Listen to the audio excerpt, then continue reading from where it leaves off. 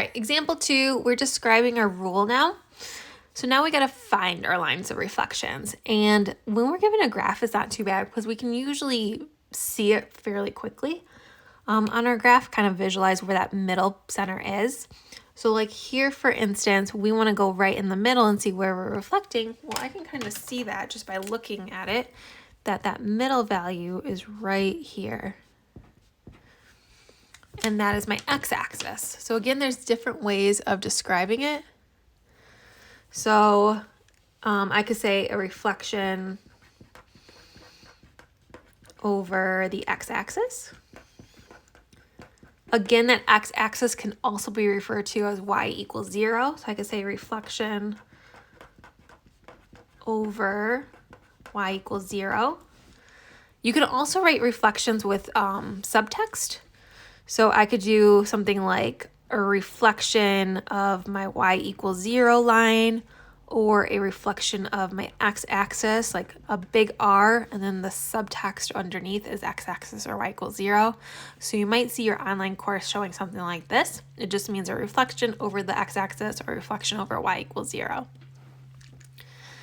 Now for this one over here, I do have that middle point over here where I can kind of see it's going from. So I'm just going to draw that in. So it's kind of going from here, it looks like. So to label it, here's 0. I'm going over 1, 2, 3 spaces on my x. So I could say this is a reflection over x equals, because I'm going over on my x-axis, 1, 2, 3. So -3. Reflection over x equals -3.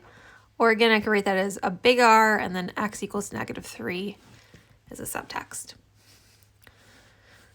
Okay, and this last one looks like we're diagonal when we're reflecting. So it's kind of like this, it looks like. Okay, and we look at this line I drew. Picture yourself on a roller coaster. Like if you're on a roller coaster up here, you're going downhill. So because you're going downhill, this is a negative direction. And before, when we were talking about it, our diagonals, I mean, these aren't the only ones, but our main diagonals that sometimes we reflect over are y equals x or y equals -x. We have a slope of 1, slope of -1. Here, same thing.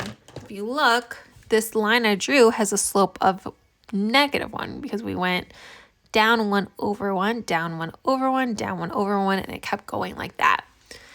So we're going to say this is a reflection over y equals -x. Or again, you could write that as reflection or a big R of y equals -x.